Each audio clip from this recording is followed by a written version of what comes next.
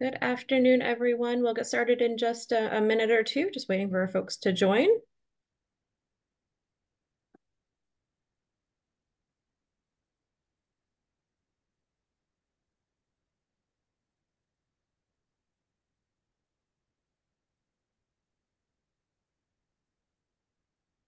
If you're just joining, we're just giving everybody a minute or two to jump on and we'll get started very shortly.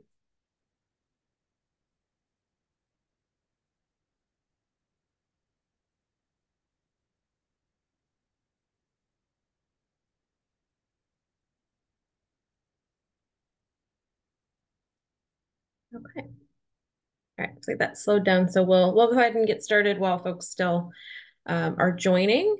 So good afternoon, everybody. Welcome to our webinar on complying with CARB's Advanced Clean Fleets regulation. My name is Melissa Keene. I'm a senior program manager with ILG, and I will be your host and moderator for this afternoon's webinar. Just a couple of quick housekeeping items before we jump in. You're probably noticing that you're muted as you join today's conversation, and you will be on mute for the duration of the webinar just due to the size of the audience. But we will be tracking all of the Q&A that comes through during the session. So you should have a Q&A box at the bottom of your screen. Feel free to drop any questions into that as we go throughout today's webinar. And we also obviously received quite a few questions from you all before we got started. So we have those in the queue. And then, as I just mentioned, we welcome questions throughout today's session. We also are recording, which you probably heard when you jumped on the line.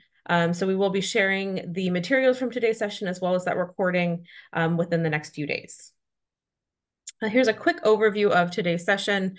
We're just going to do a quick welcome and some introductions. And then we're going to hear from Aileen Tabor, who's with Hanson Bridget, who's going to be talking about the compliance piece of the regulations and some of the exemptions and what you all are required to do as local agencies. And then we're going to hear from David Fernandez, who's going to talk about San Diego County's plan and how they're complying with this and some tips and tricks for you all to think about as you work towards complying with these regulations. And then we do have some time held towards the end of today's session for Q&A. So as I just mentioned, make sure you drop those questions in as they come up and we'll be keeping track of all of those.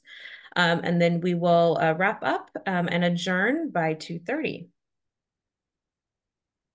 So before we get started, I just want to share a little bit of information about ILG in case you all aren't super familiar with us. So we're a statewide nonprofit that's affiliated with the League of California Cities, the California State Association of Counties, and the California Special Districts Association. So we provide practical and easy to use resources so that you all as local agencies can more effectively implement policies on the ground. And we do that in a number of ways. We do a lot of education and training like today's webinar, but we also do conference sessions and other in-person and virtual trainings as well. We also provide technical assistance and capacity building and convening services for local agencies statewide, as well as a number of online resources. And we have four main focus areas. We have a program focused on leadership and governance. So how to be a good governance team, the staff and elected interaction, some of the state mandated trainings in that space. We have a program on civics education and workforce, so getting more folks interested in local government and the public sector as a career path, and how can we facilitate some of those partnerships and help you all tackle some of the recruitment and retention issues that you might be dealing with. We have a program focused on public engagement, so helping local agencies be more proactive and authentic and strategic about their public engagement activities and build that into other operations and think about that as a more holistic approach instead of a one-off, maybe required public engagement that you have to do. And then lastly, we have a program focused on sustainable and resilient communities. So a lot of work around land use and housing right now, but we also do a lot around climate resilience and helping local agencies navigate some of the funding that's out there. We run a program for local agencies to honor their commitment to reducing greenhouse gas emissions, save energy, implement sustainability best practices and things of that nature. So if you're not super familiar with us, a lot of free resources, definitely check out our website if you haven't done so already. We also would love to do a quick poll just to get a sense of who's joining us today. So Nikita, if you go ahead and launch our poll for us, we just have a couple of quick questions that you see on the screen there.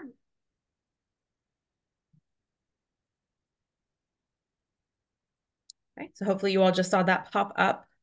Um, so we're hoping you can share if your agency or your jurisdiction has a plan to convert its existing fleets to zero emission vehicles. And then if you can share with us some of the biggest challenges that you're facing in converting your fleet to comply with these regulations. We'll give you just a minute here.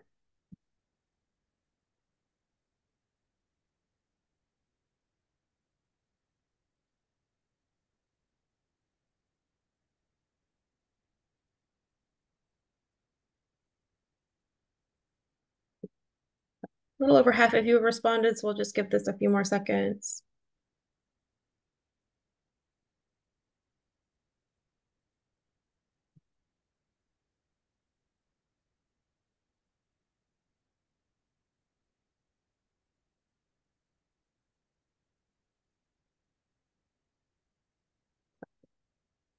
Hopefully you can see those results on your screen now. So pretty even split it looks like in terms of if you have an existing plan in your jurisdiction, 40% say yes, 32% say no, and 28% are not sure. And then in terms of challenges, looks like the top challenges we're looking at here are inadequate infrastructure, lack of funding to purchase vehicles, and then not suitable commercially available replacements for your existing fleets and vehicles.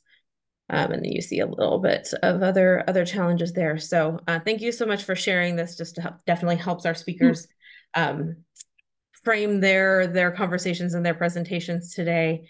And we will go ahead and jump in. Oh, sorry, went too fast. Okay. So as I mentioned, we have two fantastic panelists joining us this afternoon. Aileen Tabor, who's counsel with Hanson Bridget, who will be talking about some of the legal regulations and boundaries that you all maybe need to think through, and as well as exemptions. And then David Fernandez, who's the chief of fleet services with the County of San Diego, will again share some of his on-the-ground experience and tips and strategies for you all to think about as you're working towards compliance. So with that, I will go ahead and turn it over to Aileen. Thank you so much. It's really a pleasure to be able to discuss CARB's advanced clean feet rules with all of you. I'm going to go through the regulation and I'm going to focus on a number of the exemptions. And in addition, I was able to look at some of the questions that people have posed, and I'm going to try to answer some of those as I go through the presentation. So let's move to the next slide. Which has to do with the applicability. And I kind of think of it as three separate parts. First of all, are you a government entity? Do you own, lease, or operate? And do you have a fleet that has one or more vehicles that has a gross vehicle weight rating of over 8,500 square feet? Now, this standard applies each year as of January 1 and starting with January 1, 2024. There is legislation that was adopted, AB 1594 in 2023, which requires CARB to amend the applicability of this rule and to specifically exempt out public utilities, which are defined as electric utilities, community water systems, some water districts, and wastewater treatment providers. And basically, they're going to have additional time to be able to comply. We could go on to the next slide, please. So I just wanted to give you a sense of what kind of vehicles that we're talking about. We're talking about vehicles that are identified, classified by the Federal Highway Administration, and they're classified by their gross vehicle weight rating. And that's a weighting as how much the vehicle weighs plus how much weight a vehicle can carry. And the manufacturer determines what that weight is. You'll find it on a vehicle most often on the driver's side door or in the vehicle manual. And you can really see that it's almost every type of vehicle that's covered. Class B starting, and Class 2B starting with 8,000 pounds over. And sometimes we don't think about, SUVs qualifying, but there are a number of SUVs that are going to be subject to this regulation. So let's move on to the next slide.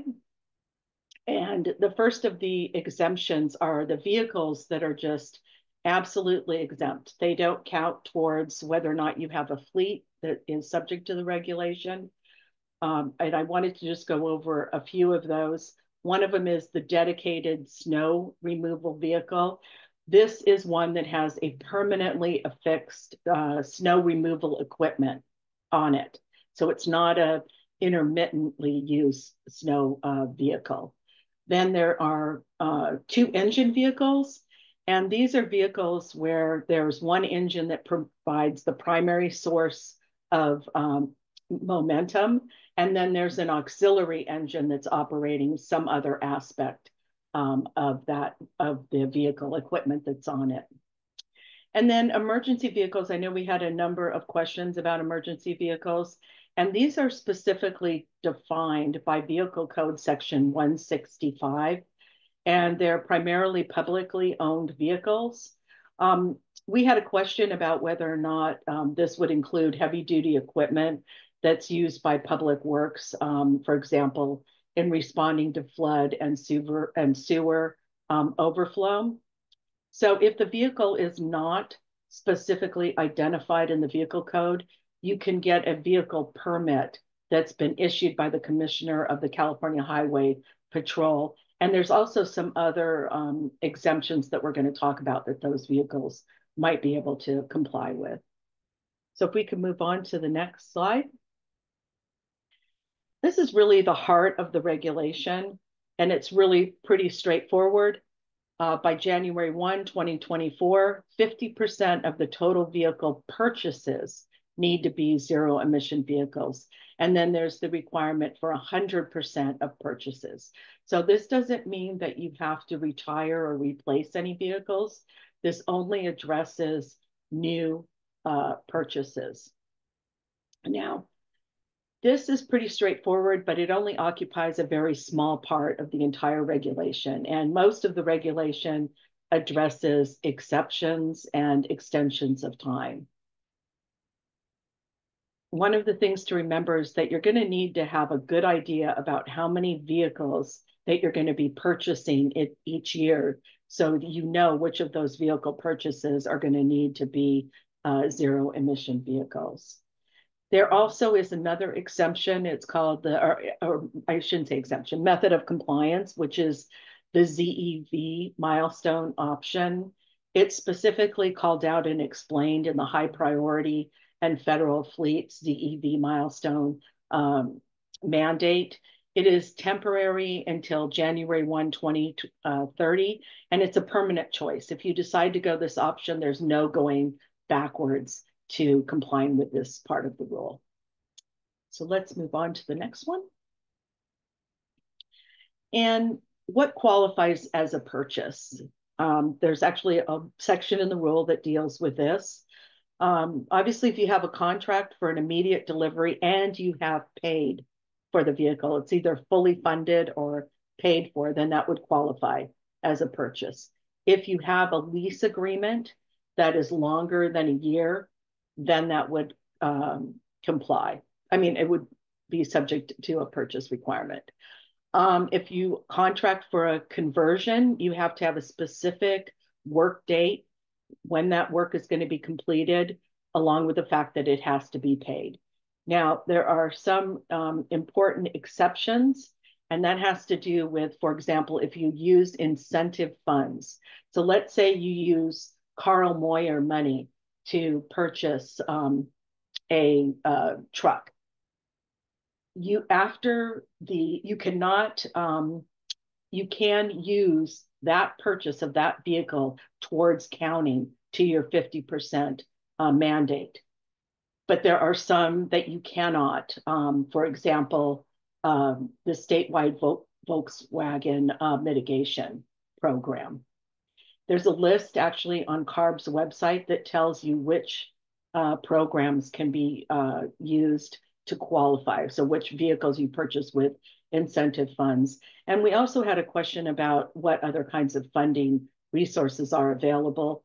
There's the hybrid and zero emission truck and bus voucher incentive project, which has money in addition to the statewide Volkswagen Mitigation Fund and Carl Moyer. If you merely do a lease renewal, then that is not going to qualify as a purchase. And you can get credits if you do an early purchase of a zero emission vehicle before the deadline occurs. So let's see, you have 50% requirement and you do 70% requirement, then you could get credit in the future for those additional purchases. Let's move on to the next slide, please. So there's also a role for what is called near zero emission vehicles. These are, for example, plug-in hybrid vehicles that combine a conventional gas, diesel, natural gas powered engine, along with a rechargeable battery. There is a sliding definition that's in the rule that tells you what the range has to be in order for the vehicle to qualify as a near zero emission vehicle. And starting in the year 2030, an eligible near zero emission vehicle has to have a minimum all electric range of 75 miles. Now, these near zero emission vehicles, they can play a really important role in determining compliance. For example, 2035 and earlier model year near zero emission vehicles can count the same as a zero emission vehicle. There are exemptions that could be affected. For example, if a zero emission vehicle is not available, but a near zero emission vehicle is available, then some exemptions may not be approved. Let's move on to the next slide. Now, there's an opportunity for delayed implementation for what are called low population counties that have 10 or fewer vehicles. There's a specific list. It's 25 counties that's identified in the regulation. As you can see, most of them are located in Northern California. And basically, these counties only need to comply with the January 1, 2027 deadline, the 100%. They don't have to comply with the interim deadline. But importantly, there is still requirements to keep records and reporting because the delayed implementation is only for the purchase of zero emission vehicles, but it's not delayed implementation for all of the record keeping and reporting requirements. We can move on to the next one. So there's also extensions of time that have been built in for a zero emission vehicle infrastructure. If there is a construction delay, then there can be a request made to CARB to have an extension of time. The extension is up to 2 years. And during that time, if you purchase an ICE, that will count as a ZEV purchase. You're going to have to prove that you had a construction permit and that there were circumstances that were beyond your control that have caused this delay. And CARB has identified some of the things that they're recognizing as potential construction delays. Things like the change of a general contractor, a delay in the manufacturing or shipment of equipment. There's delays in obtaining a permit from a utility, safety issues, natural disasters, those sorts of things. You also are going to have to explain why a retail ZEV fueling infrastructure cannot be used in the interim. And you're going to have executed a ZEV purchase agreement. We had a question about what kinds of grants might be available for ZEV infrastructure. The U.S. Department of Transportation has a charging and fueling infrastructure grant program. The California Energy Commission has block grants, and there would be, in addition to applying for Carl Moyer funds and the Volkswagen mitigation fee funds. So if we could go on to the next slide. And I just wanted to point out, in case you can see, I saw this picture on the internet and I thought it was very hysterical. It's painter's tape put over a switch, and it says, "Do not turn on, big boom, very bad." This extension has to do with ZEV infrastructure not being able to be available because the utility cannot provide power. Here, the request again has to be made to CARB in advance, and the decision is going to be based on CARB's exercise of their good engineering judgment. This type of delay can only be requested until January 1st of 2030. And you have to have proof that the electrical utility provider cannot provide the site where the ZEVs are going to be charged. You could get a 2-year extension of time, and you can request up to an additional 3 years. In addition, the fleet owner has to show that they've deployed the maximum number of ZEVs needed to meet their compliance obligations that can be supported by the power that they have. We can go on to the next slide. Now we're going to get into the mad world of exemptions. Most of the regulation is made up of exemptions. There is some CARB guidance on some of these, but not CARB guidance on every single one of these requirements. Most of these exemptions require CARB pre-approval.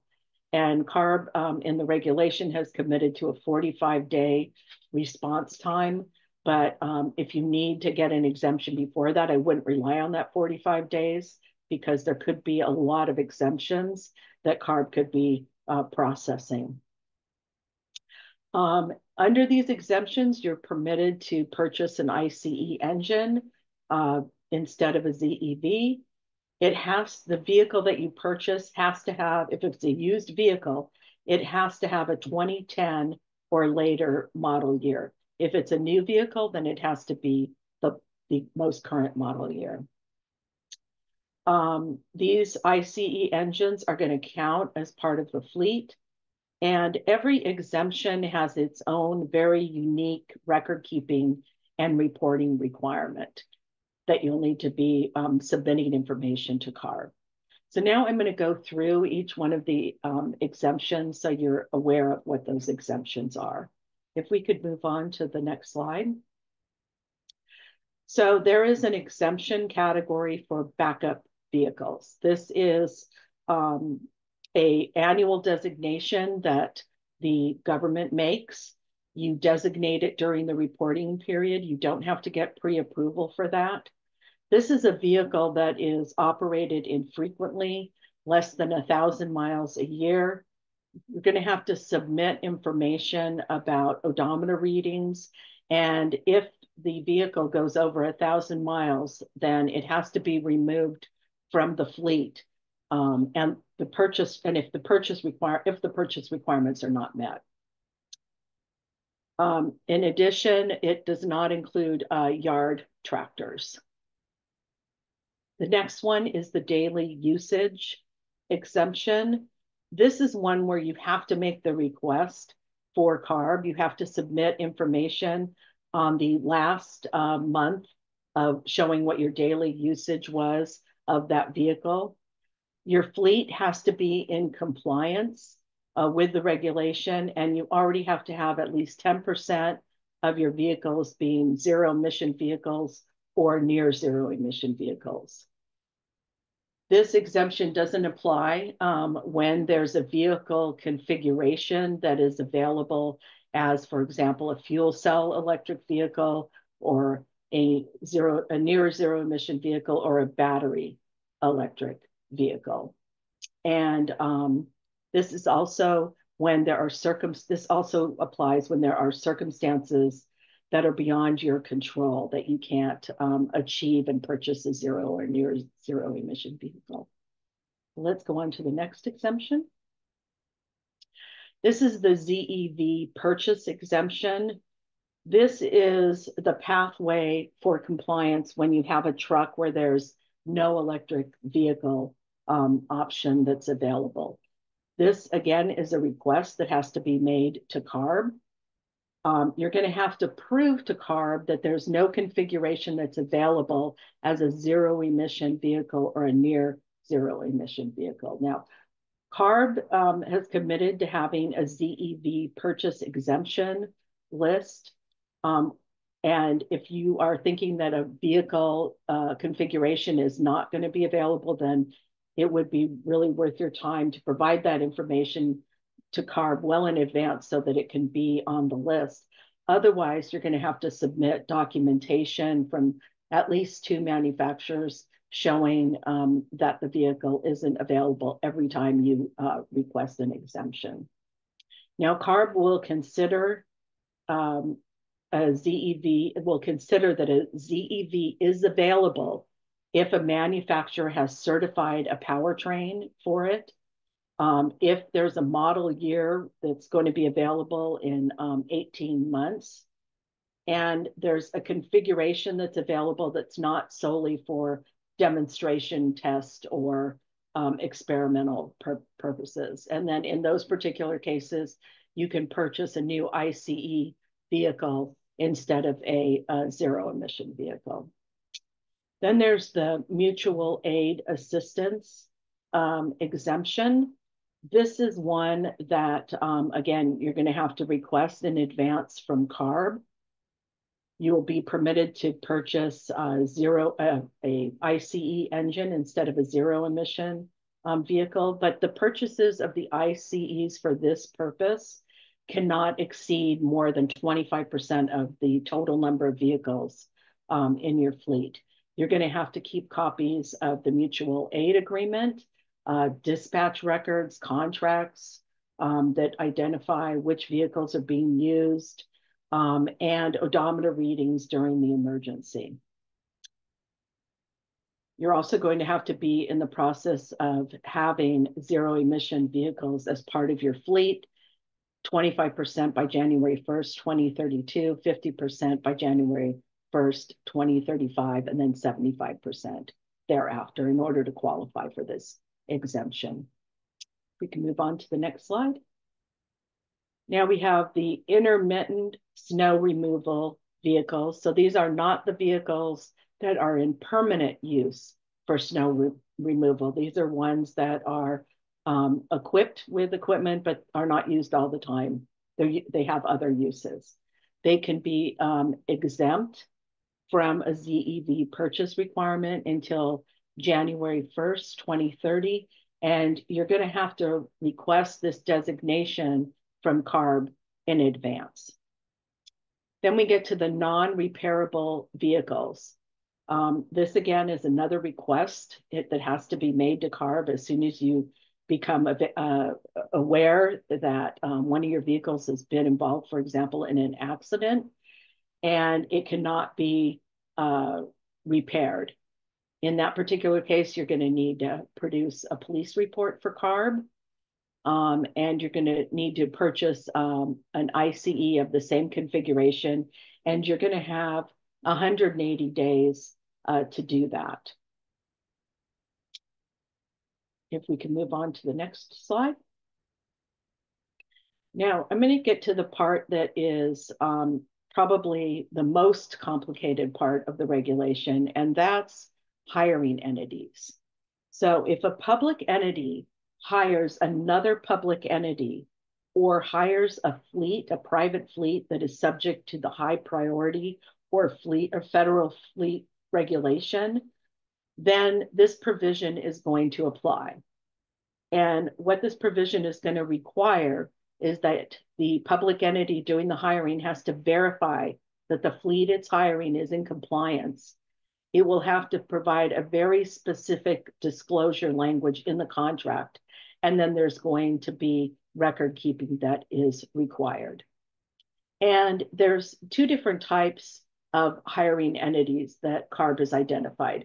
One is where the public agency hires the other agency and operates the vehicles itself, or hires the other agency and then directs the operation of the fleet.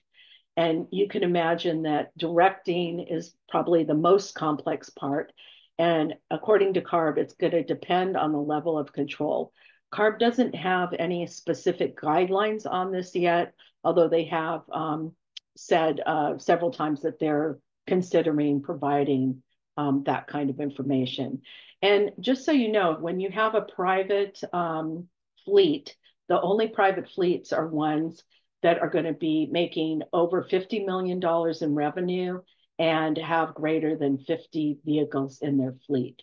So, for example, if a public entity hires a small private contractor that makes less than $50 million in annual revenue and has fewer than 50 vehicles in their fleet, then the small contractor is not subject to the regulation, and this provision does not apply.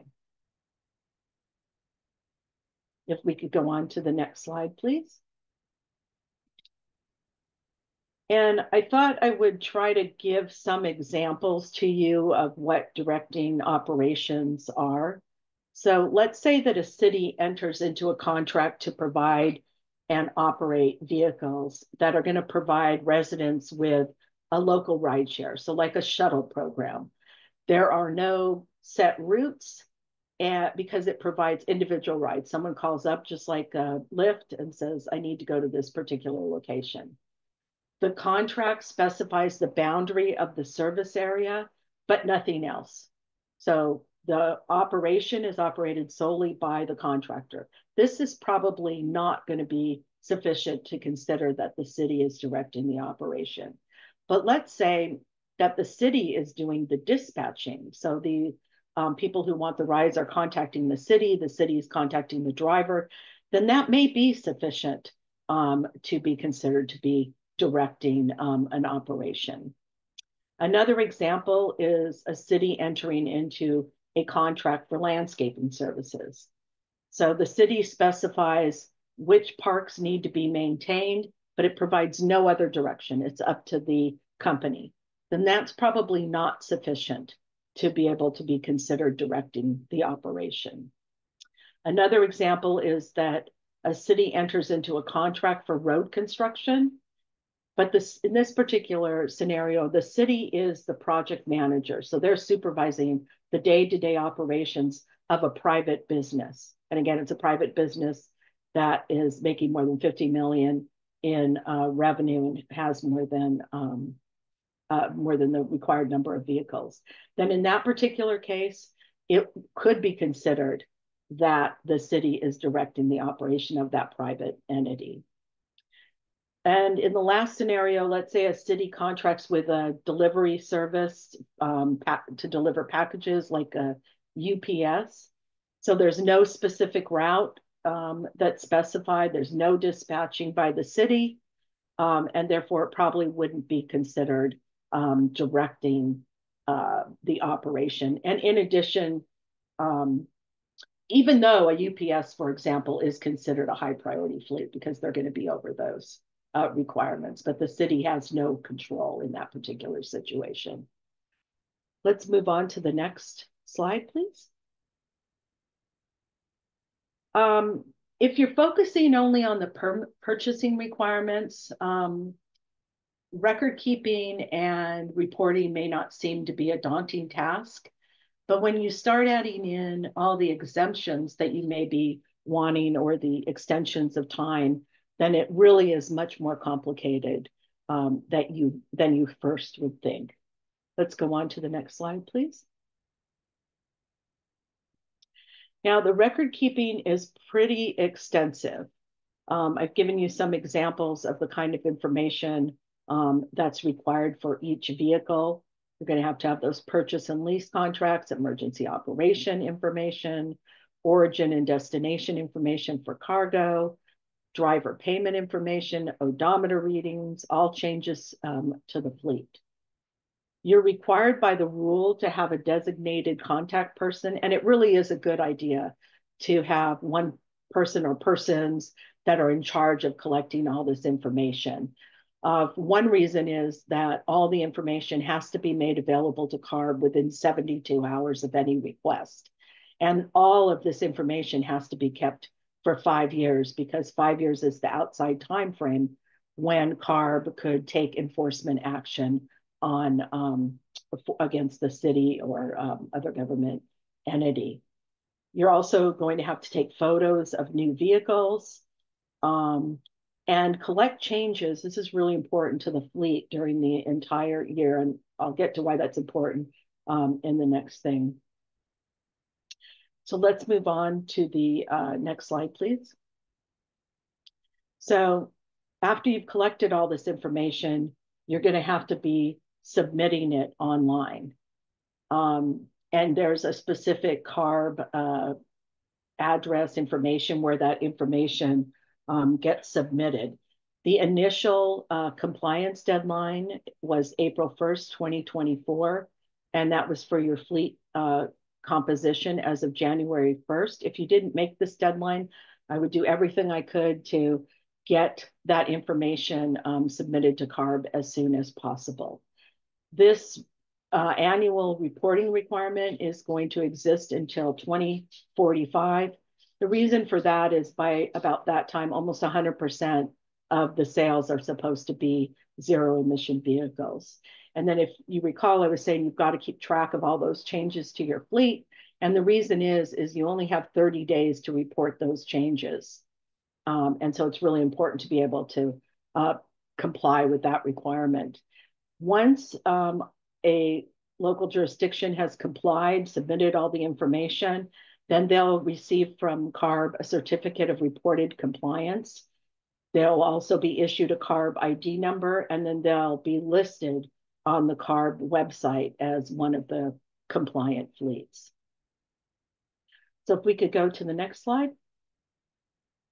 I just wanted to talk a little bit about CARB enforcement, and it can be a wild ride. Those of you who remember Disneyland e-tickets.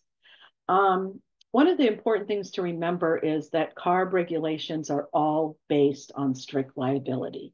So it doesn't matter what your intent, that you intended to comply, or that you were unaware of the requirements, or you misunderstood the rule, that would still be considered a violation of the regulation. In the way that CARB counts violations is it's a separate violation for each day and for each regulatory subsection. So for example, let's say you don't report your vehicles, your fleet. Well, all of a sudden that's a violation for each vehicle in your fleet for each day you did not report. Now, for the first 2 years, CARB is allowing vehicles that aren't reported to be counted by months instead of by days. But that's really the only exception. Any other violations are going to be counted by subsection and by number of days. Now, CARB inspectors have a right of entry when they come to your site. They're going to notify the jurisdiction of violation, and you're going to have an opportunity to state your defense. It's really important in that initial statement of defense that you identify every possible defense, that you take the time to do a full assessment of what records you have, what records you might be able to obtain to support whatever your position is. CARB considers 8 factors in determining what the amount of the penalty is going to be. Those factors are the extent of harm, the magnitude of the violation, the jurisdiction's compliance history, what preventative efforts did you take, and how difficult is it to comply, and the accuracy of test methods, what efforts you undertook to comply, how cooperative you were during the investigation, and any financial burden that you may have. And it's important to note that jurisdictions will not get a pass just because the fact that public monies are going to be used to pay the penalty. That's not a factor that CARB considers. You can request a hearing through the Administrative Procedures Act as well if you're dissatisfied with the settlement or you're not able to come to a settlement with CARB. So let's move on to the next slide.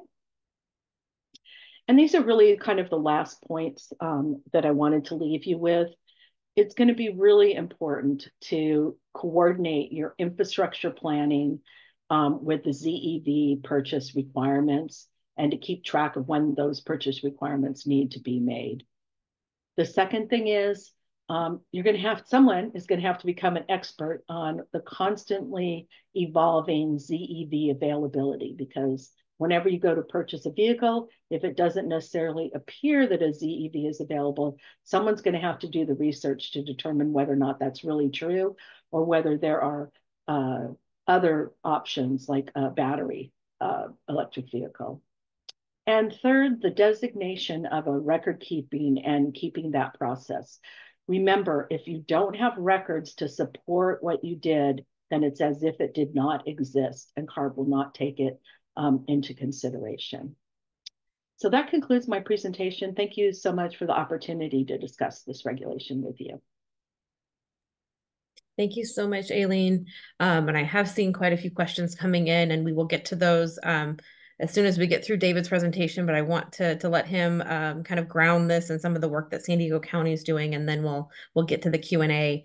But if just a reminder to all of our attendees, in case you weren't on during the housekeeping portion, please drop any questions you have throughout today's presentation into the Q&A box, and we will get to them following David's presentation. So I'm going to kick it over to David to share a little bit about his experience in San Diego. Thank you. Hi, everybody. My name is David Fernandez. I'm the Chief of Fleet Services for the County of San Diego. And what I wanted to do today was go over a strategy that we are using to inform our decision-making over the next couple of decades when it comes to EV conversion. And then what I'll do is explain how that ties into the CARB ACF. And then at the end of my presentation, I will share with you some lessons that we've learned as we've began our transition. But with that, let's go to the next slide. Alrighty, so the Green Fleet Action Plan is our guiding strategy within the County of San Diego to convert our fleet to electric, as well as to map out and plan the usage of EV infrastructure in our facilities. So this first slide here is just to demonstrate some changes we've made from the 2014 version of the Green Fleet Action Plan to what we are doing today. So these are accomplishments and progress we've made. So over 2% of our light duty fleet has transitioned to EV, including plug-in hybrid electric. We've transitioned to 100% R99 clean diesel throughout our facilities. We've implemented tools to save fuel and increase operational efficiency. At this point, we've actually had over 275 ports installed throughout the county to support our growing EV fleet. We've eliminated underutilized vehicles by over 8%, which for me, that's a big deal. That's more meaningful than the actual transition, because we're reducing our resources that aren't truly being used. And then lastly, we've reduced our GHG emissions by 27.1% since December of 2013. Next slide, please. So we worked with a consulting firm to help us really define what we're trying to do with our conversion in order to meet county policies as well as state policy. And so our consulting firm and my team developed these three primary goals to inform and help our decision-making when it comes to the Green Fleet Action Plan. So goal number one is to pursue a 100% environmentally sustainable fleet.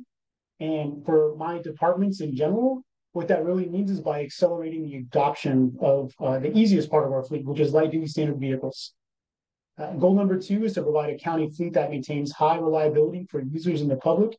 And the biggest way my departments can help us do that is by enhancing energy resiliency for critical fleet operations. So really what that means is going into this and understanding that we have a need to address funding specifically for EV infrastructure, and to also think about other ways we can power our fleet outside of hardwired infrastructure. So it's thinking about some of our vendors that are out there now that are making solar powered EV chargers or transformers that can function as a pathway to connect to existing facilities and using it as a form of connecting to our vehicles. And then lastly, goal three is to provide a county fleet that is cost effective and efficient. And for us, really, like I said earlier, it's about reducing our fleet where we can and aligning our fleet appropriately with the resources that we do have. Next slide. So some of our primary risks and mitigations associated with our plan, the biggest one is that we have a significant capital investment needed for charging infrastructure. This is a bit of a new ask in terms of how we ask for funding in the county. So what we have been doing between now and in the past is using a lot of our utility plans that are available. So locally, we have SDG&E, and they have a couple of programs that we can apply for to make use of their funding that's associated with EV infrastructure development. And that, along with an outgoing strategy called the EV roadmap, which is internal to the county, has been our primary funding sources for these strategies. But like I said, the amount of money that we're going to need to truly power the fleet is going to be significant. The other part of it, and this is mostly, I would say, for vehicles in terms of medium and heavy duty and the CARB ACF, the ZEV market is pretty nascent from my perspective. And what I mean by that is you will see options out there for medium and heavy duty vehicles, but the real question is will they work for your operations and will it make sense? And when I talk to my peers and with the departments I have underneath me that I purchase for, that's the primary concern. And what I mean by that is if I have a bus that is out there that's a zero emission bus that may work in a small district or in a small municipality, that particular asset may not work for my needs or my department's needs. So even so, that doesn't change CARB's stance. So if CARB has identified a vehicle as, hey, this will work for this type of vehicle class, technically that means we need to comply. So what that means in the background is that my teams and I will have to develop some type of strategy of sorts, for a ratio. And that's what I listed in the third risk and mitigation, the CARB ACF, meaning a capability conversion ratio of ZEV to conventional vehicles may need to be developed in order to ensure that your operations aren't compromised. Next slide. So this here is a graph illustrating our internal to the county, our cost estimate from 2023 all the way through 2045. I know it can look a little confusing here, so I'll just highlight a couple of the key points of this graph. The black bar represents our business as usual fleet, meaning let's pretend we don't change anything, we don't convert, we keep the same fuel infrastructure, we buy the same way, and we maintain the same way.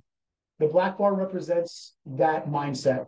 The colorful bar is our transition cost. So this is implementing the ZEV strategy for buying vehicles, for converting our fuel sources away from conventional fossil fuels over to EV charging, and then the costs associated with maintaining both, and then the gap in time between when we start buying and converting to the very end.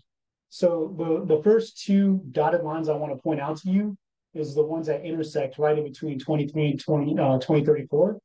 What that represents is when we anticipate it being cheaper to maintain a ZEV fleet. And then the two dotted lines that are vertical, the first one indicates our final ICE vehicle purchase, meaning that'll be when we anticipate buying our last internal combustion engine vehicle. And then 2043 represents when we anticipate having a full EV fleet. Now, if you look at the bottom, you'll see price tags associated with both. The total cost of the program is estimated to be $1.676 billion in comparison to a business as usual expenditure of $1.68 billion. So really what I'm saying is that over time, we are anticipating this to be cheaper. And on average, it's going to be cheaper, especially when we get to that 2033 milestone. Next slide, please. All right, now this is what I was talking about is in terms of infrastructure costs. So for us, this is going to cost on average about $16.7 million a year, which is significantly more than what we have been paying so far through our utility programs as well as through our outgoing strategy, the EV roadmap. So in general, with those programs, we've been aligning about $2.5 to $5 million a year for infrastructure development. And again, that's also taking advantage of the programs available through our local utility provider. However, as you can see, that's a big gap in between what we have resource-wise versus what we're needing. So what I've been doing is working with our departments and groups on really thinking about what infrastructure would truly be needed. And I'll talk a little bit more about that towards the end. Next slide, please. On the flip side, when it comes to fleet costs, we're anticipating a bit of a delta, a positive one, because of what I described earlier in terms of O&M funding. So right now, we spend a lot of money in maintaining vehicles. There's a lot of subsystems that are on conventional vehicles. You have your engines, your transmissions, any hydraulic systems that are on your medium and heavy duty equipment, so on and so forth. With your EV vehicles, not so much on the medium and heavy duty side, but for the light duty side, there's going to be a lot less to maintain. And for us right now, we've been able to take advantage of our manufacturer existing warranties for your battery electric and plug-in hybrid electric vehicles, because for the most part, a lot of our small light duty vehicle service life is within the range of what the warranties are. So the bigger items that are on your light duty standard vehicles in terms of battery electric and plug-in hybrid electric are going to be covered by warranty costs, at least for now. I do anticipate at some point in time manufacturers recognizing that and then shortening their warranties to push some of that cost onto us instead. But for now, that's what we're going to see a large amount of our cost savings is with our light duty fleet. And I know the focus of this is to talk about the ACF and medium and heavy duty vehicles, but I do want to encourage you to really think about converting as much of your light duty fleet as much as possible so you can maximize savings. Next slide. Now, what this is a guiding idea of our next 5 years worth of procurements. And so the acronyms you see off to the left are representative of our groups within the county. We align our county departments by groupings, and so that's what that is. So it's not specific for anything we're doing in terms of CARB ACF or anything. So, but really, I just wanted to highlight that our groups within our county, these are numbers that we're projecting to them to help us kind of guide our replacement schedule for vehicles that are either already overdue for replacement or coming due within those years, and then thinking about how we want to convert our light duty fleet. And so overall, what we're saying here is that by the end of 27, 28, we're hoping to have converted about 1,500 vehicles. But again, there's a lot of operational considerations that need to be made, department by department and group by group. So we meet with them annually to discuss these numbers and then learn about any deviations from what we want to do in terms of our county policies, the Green Fleet Action Plan, and our stated goals and conversion. Next slide, please. And again, this is just a wrap up of where our groups can support and just kind of re-highlighting to them, hey, we have a huge, significant need in mapping out infrastructure. And we also are really focusing on our light duty conversion to maximize our cost savings as much as possible. And then lastly, it's about turning in resources that we truly don't need so that we can get that funding associated with them and then think about how we can align them towards infrastructure, for example. Now, when it comes to our lessons learned within the county, I would say specifically in terms of the ACF, the biggest thing that I've been trying to get our teams to do is focus on items that are highly usable now. So the Ford Lightning, for example, that when you get the extended range Lightning, that is an item that can count towards your medium duty fleet.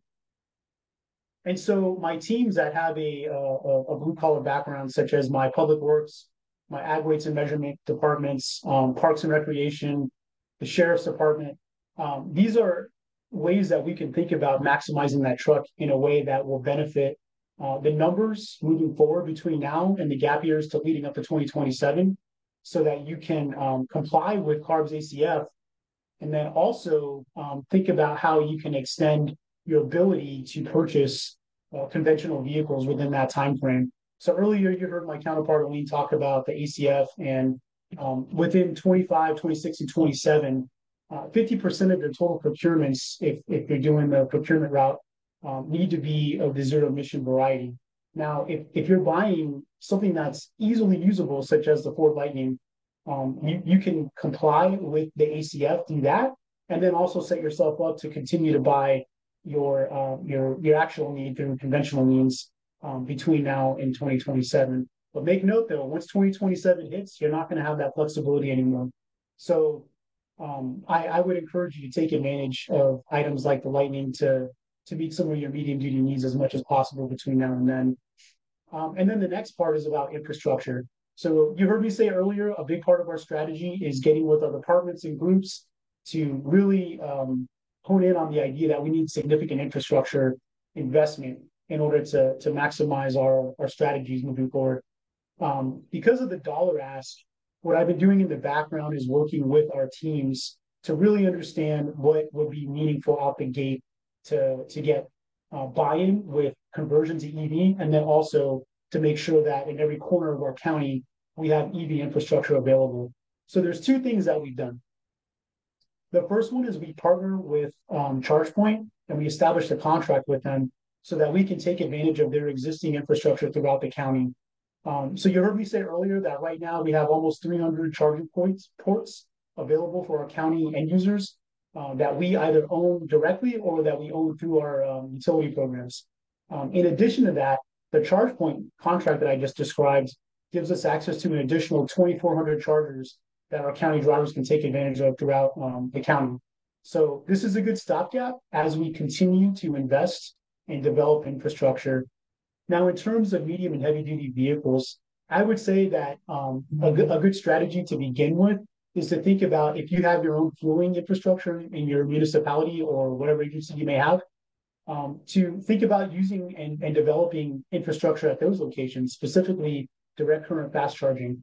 So for us, we have 30 fuel sites all throughout the county, including additional ones located at sheriff substations as well as fire stations. Something that we have been talking about with our energy sustainability division, as well as our most impacted departments that are impacted by the CARB ACF, is to stand up DCFC charging at these sites. And then lastly, we're also looking at continuing to invest in EV infrastructure at our public works road stations. So these tend to be rural and kind of segregated. So if they work out there for our public works teams, they're also going to work for any of our departments that have a need to travel to rural parts of the county. But those have been, I would say, the biggest lessons learned that I would share to you is investing early on in your infrastructure, learning about where your local utility has programs that you can take advantage of, and then talking with your departments and teams about where they can convert easily with an easily convertible item like the Ford F-150 Lightning, and then also mapping out strategically rural parts of your county where you already know you have a need for conventional fuel. Let's go and throw some DCFC out there that we can get our county departments moving and out there and doing their jobs. But I don't think I have any other slides after this one. So that kind of wraps up my my part of the presentation. Yes, thank you so much, David.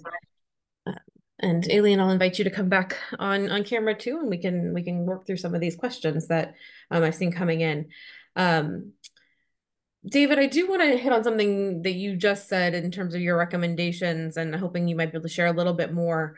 So you had mentioned working with some of the private sector partners that are installing the charging stations, and I've been hearing from agencies that the charging stations are kind of just popping up, and they may not always be aware that they're going in, or all of those types of things. And so could you share a little more about how you and or the county approach that partnership with ChargePoint, and really thinking about that, and that folks might be able to think about reaching out to some of those companies that are doing the installation and the maintenance of these stations? Certainly, yeah, that's a good question. So I will share that when we started partnering with our local utility, it was before my time in the county. But what I will tell you is that I have a sister division in my department called the Energy and Sustainability Division, who's completely focused on sustainability goals related to facilities, as well as partnering with me to develop infrastructure. And then additionally, within my team, I have EV staff. Specifically, I have an EV analyst who I depend on to work with energy and sustainability to work on projects like this. So the reason I bring that up is I would encourage you that if you don't have someone that's in your team right now focused on conversion or analyzing grant data that comes up when it comes out, or just staying abreast of the EV technology, I would encourage that, because they would be a good type of staffing to have on your team to work with anyone that's on the facility side, mapping out capital project investment as well as partnering with utility providers. So with that, I'll tell you that our energy and sustainability team were the ones that initially partnered with SDG&E, which is San Diego Gas and Electric. And that's what we learned because of that partnership, that natural partnership they already had.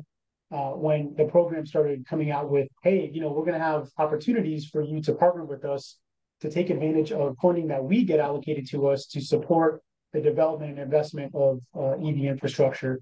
So that's how my team became aware of it. And then we just started working directly with the project managers on our energy and sustainability team, as well as through SDG&E to get the projects moving.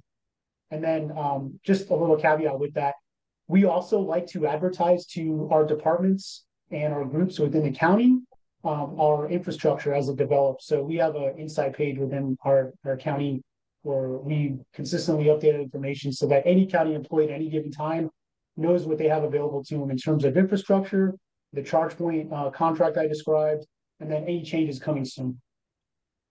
Oh, that's perfect. Thank you so much for that. And just one more quick related question, and Aileen, please chime in if you have thoughts on this as well.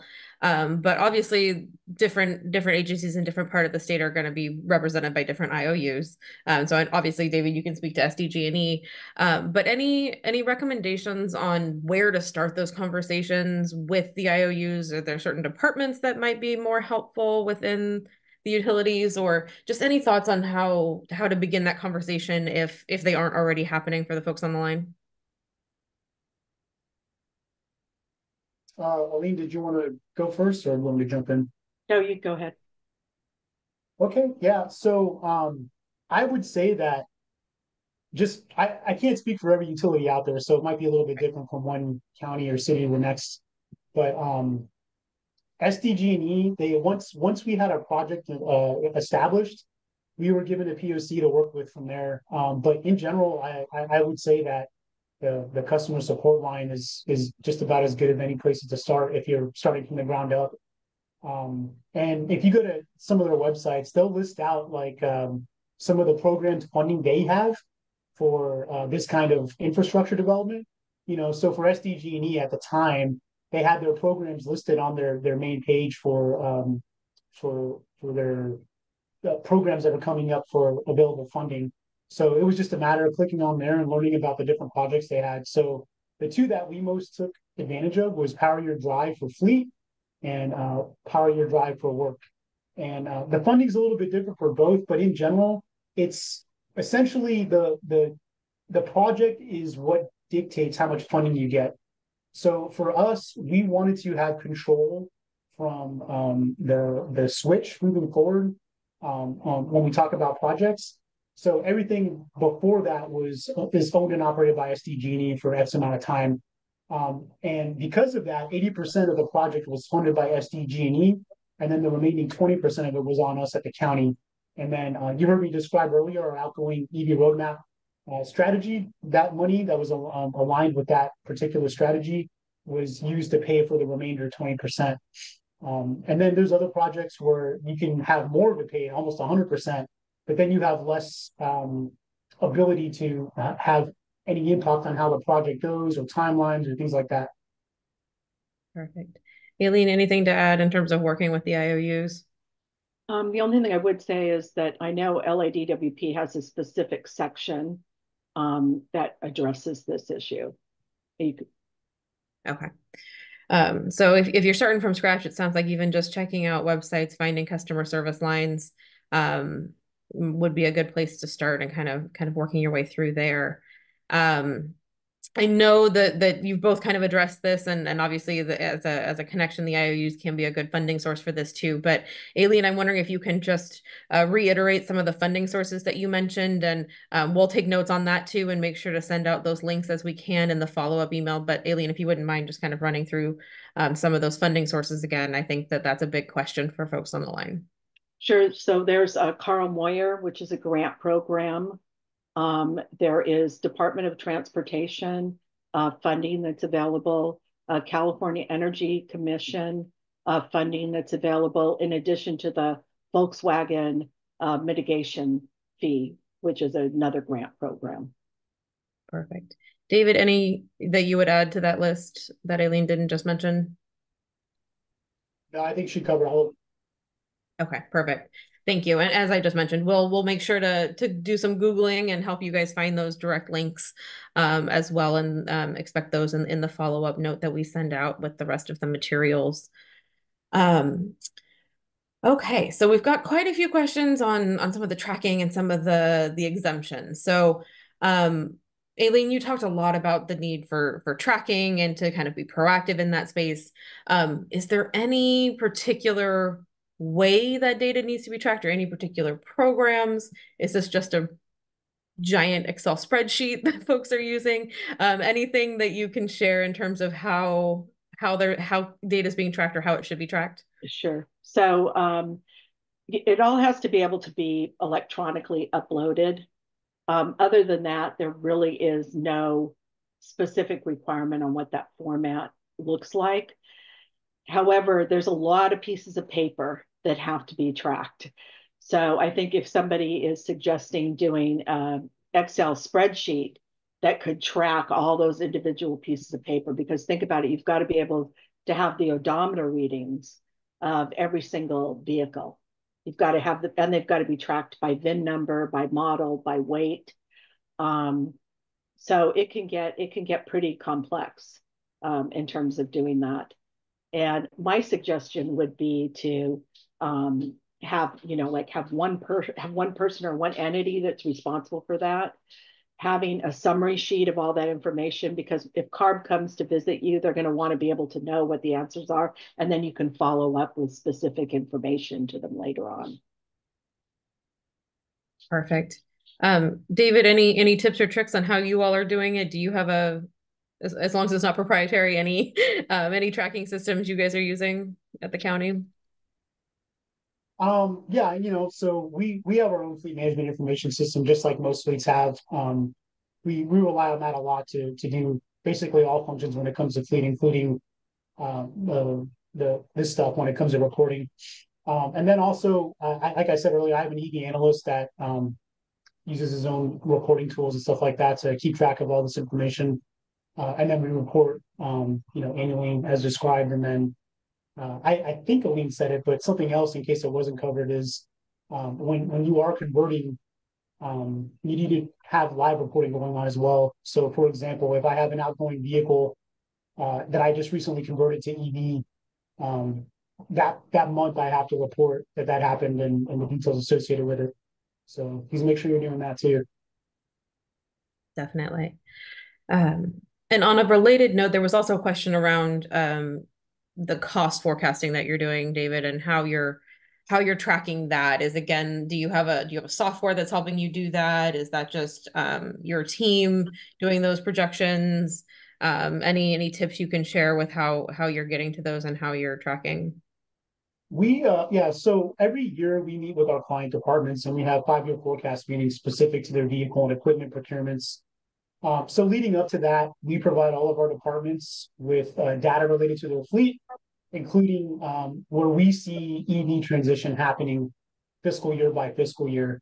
So it's comprehensive in nature, the data that's provided to our departments. And we give them about a month and a half to review this information so that when we have our client meetings in July, they're informed on what we're anticipating in terms of vehicle replacements related to EV. And then it's in that meeting where we learn any deviations from what we're talking about in terms of conversion. So along with that information, we provide the details related to how much they spend on those outgoing resources that are going to be converted. And then we apply an inflation rate of sorts, from our fiscal team. Where we get that supplied to us by our fiscal team to help with planning. So obviously, it's a bit of an estimate. It's a rough order of magnitude that they can build on. And then once we learn from them where they truly want to convert, that's when we get into the nitty gritty of speaking dollars to cents. Perfect. So it sounds like a lot of coordination. So you're having consistent conversations with your other county departments. You're talking to your finance team to help with some of those projections, as well as using the actuals from previous fiscal years and things like that to ground that. Okay, perfect. Thank you. Okay, Aileen, gonna pop back to you. We've got quite a few questions on some of these exemptions that people are looking for clarification on, it looks like. So Could you revisit or discuss in maybe a little more detail the emergency vehicle exemption that you talked about, and what maybe needs to be provided to CARB? Sure. So there is an actual definition of what constitutes an emergency vehicle, and that's in the vehicle code, I think section 165. So the first thing to do would be to determine whether or not the emergency vehicle you're talking about meets that criteria. There's also a provision in that code where you can get a certification from the highway patrol for an emergency vehicle. If you have a vehicle that meets that definition, then it doesn't count.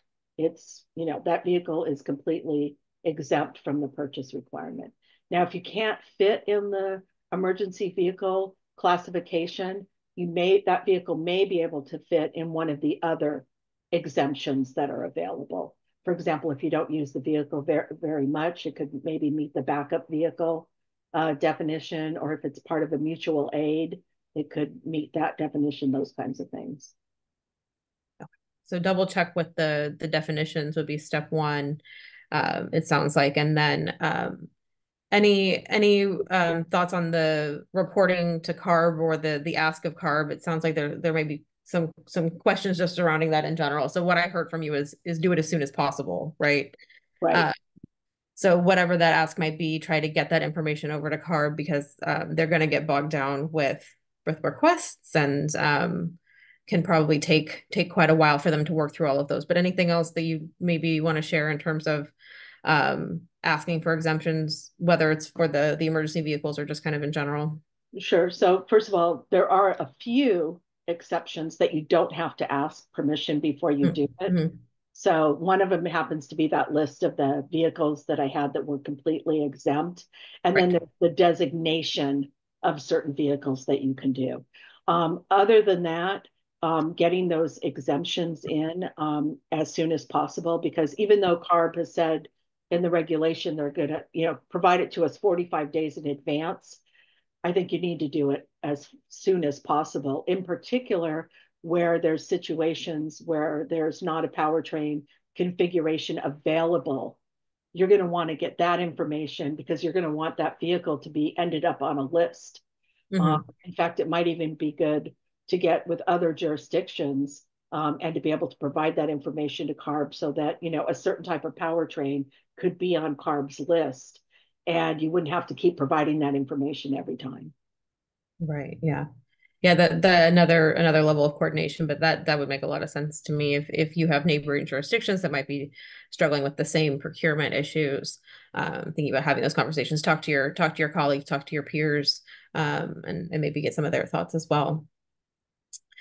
Have you seen any exemptions? There's a question about street sweepers in particular. I don't know if you've come across anything, Aileen, in the regulations about that, or do they fall into any of those exemptions or anything like that? Yeah. So in terms of the street sweepers, they are subject to the rule. They happen to be one of the very few two-engine vehicle configurations that are not exempt. The reason they're not exempt is that they've been regulated for quite some time. It doesn't mean that every single street sweeper is going to be subject to it. So, for example, if you contract with a private entity for street sweeping services, and that private entity doesn't meet the definition of a high priority fleet, then they're not going to be subject to the regulation. Okay, thank you. Is there any difference, and maybe both of you can weigh in on this, even with how you're thinking about things, David? I know you talked about light duty as well, but is there any difference in these regulations as it relates to diesel vehicles versus gas powered? Or is it just really based on the level of that slide you started with, Aileen, in terms of the tonnage of the vehicle itself? Right. It has to do with the tonnage. And unless it's a zero emission or a near zero emission vehicle, then it's going to be subject to the regulation. So even Okay. CNG vehicles. Okay. Oh, okay. Mm-hmm. Anything that isn't a zero emission vehicle. Okay. David, anything you want to add there just in terms of how you all are thinking about this and conversion of all types of vehicles in your fleet? Yeah, sure. So something that we had began exploring, really just talking about maybe with other local districts, is the idea of investing at some point in hydrogen fuel infrastructure. Now, where we are down in San Diego, there's just not a whole lot right now in terms of what's available for that kind of infrastructure. Um, and that's obviously a big limiting factor for anyone who wants to take a dive into starting to do that. Nobody wants to go crazy with investing into that right out the gate unless there's going to be some type of partnership. But the reason I bring it up is because when we talk about hydrogen fuel vehicles, especially in terms of medium and heavy duty vehicles, once we have the infrastructure in place, that's most likely going to be the way we go because then you can get a lot more out of your hydrogen fuel type vehicles than you can a battery electric, variant.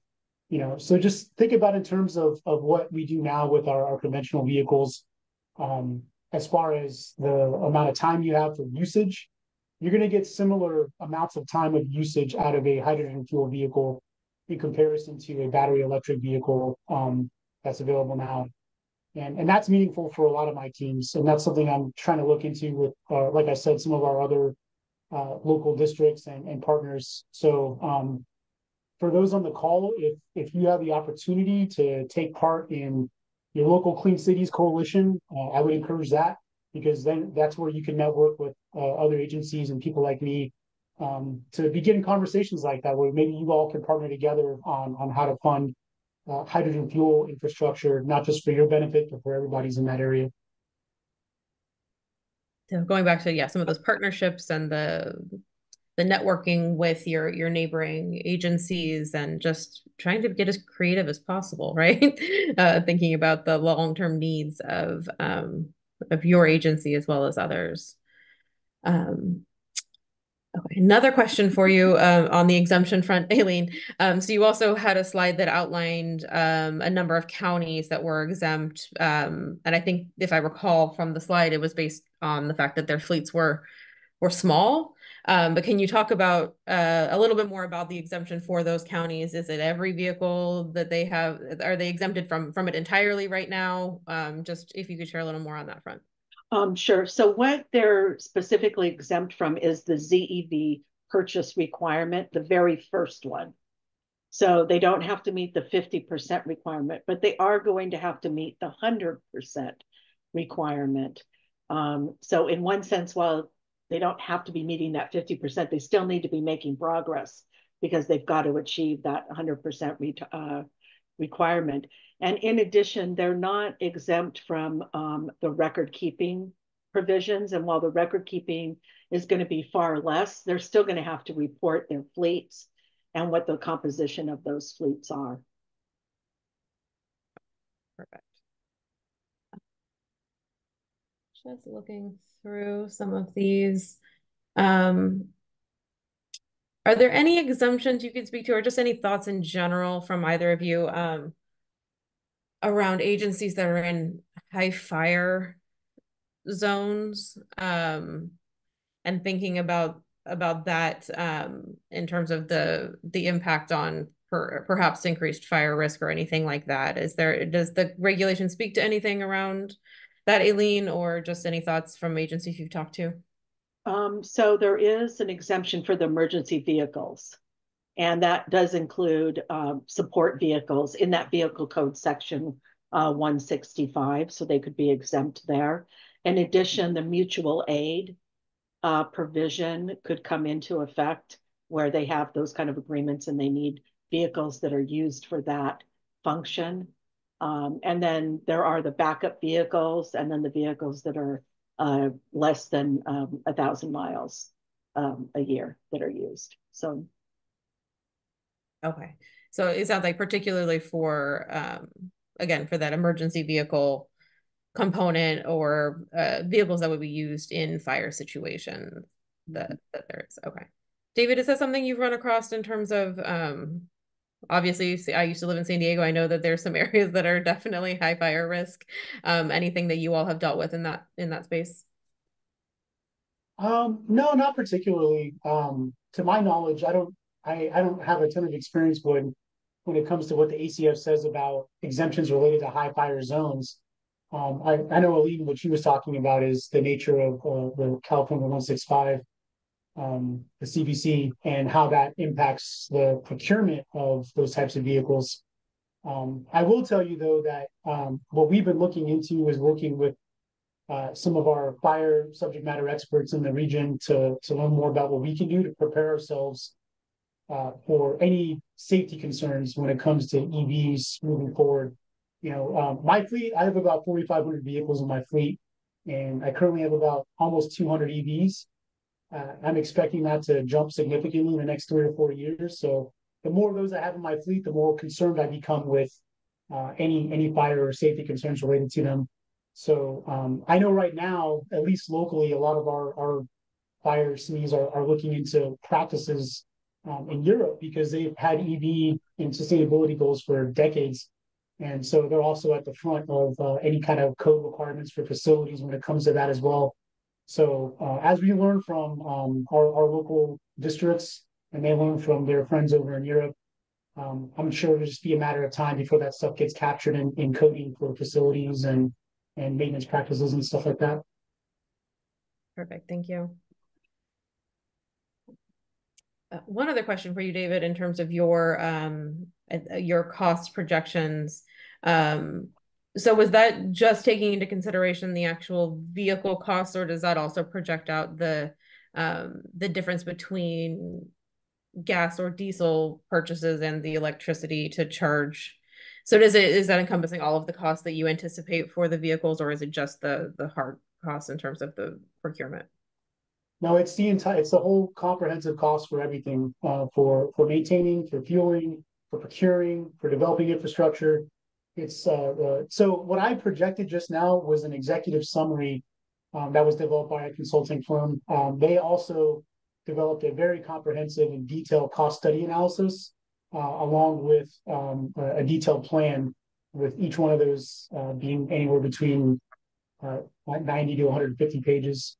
But yeah, within the cost study analysis, it's a fine detailed breakdown of costs related to infrastructure, costs related to maintaining infrastructure, and then the same thing for the vehicle side.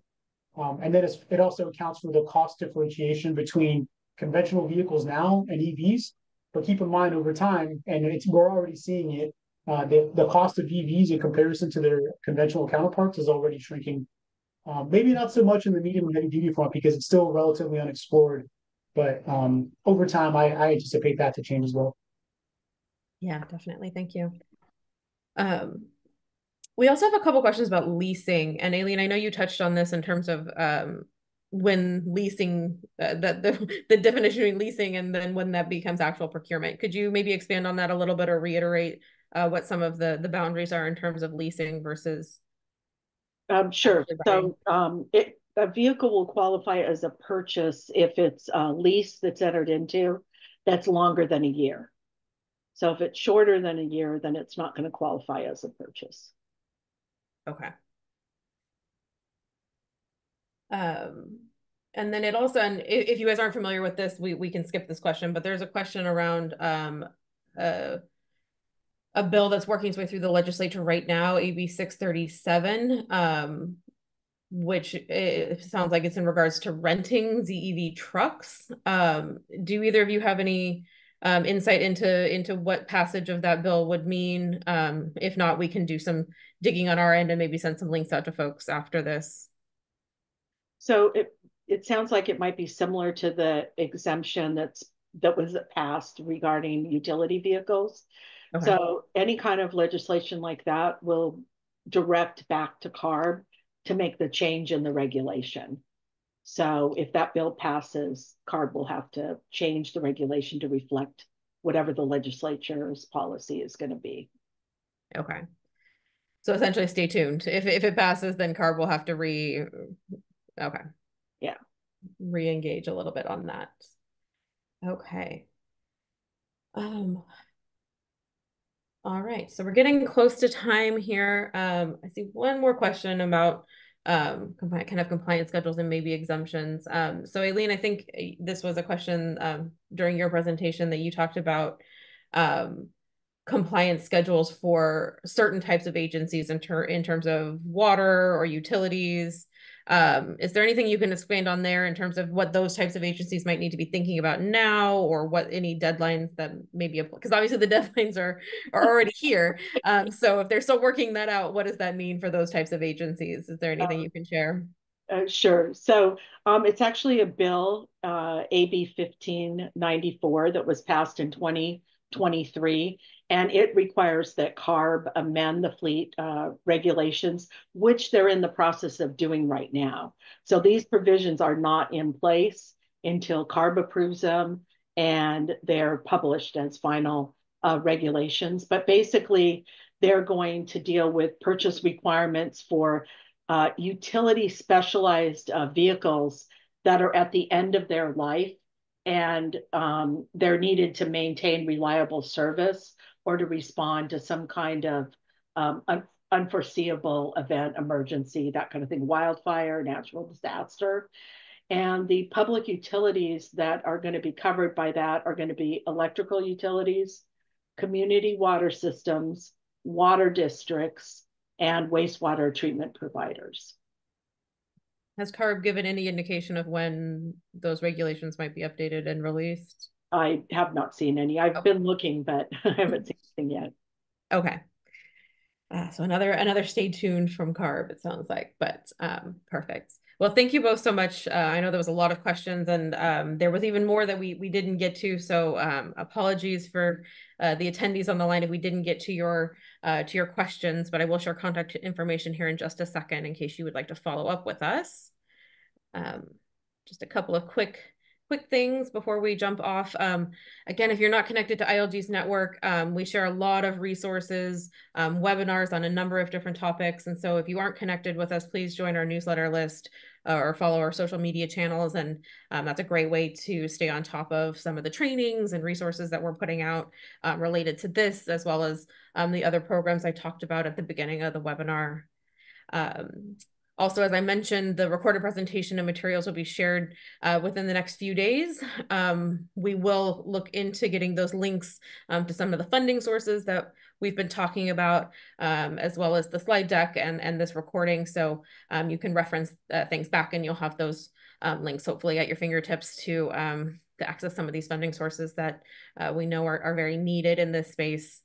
And then here are our email addresses in case, again, we didn't get to your question or something comes up after this and you want to ping us and get more information. But with that, I want to thank all of you on the line for spending part of your afternoon with us.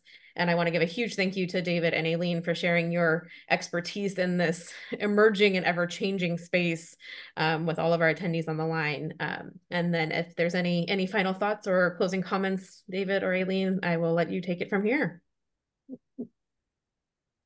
Thanks for having us. If anybody wants to connect, you see my email address there. I'm more than happy to connect with you. Yeah, thank you very much. Perfect. Thank you all, and have a fantastic afternoon.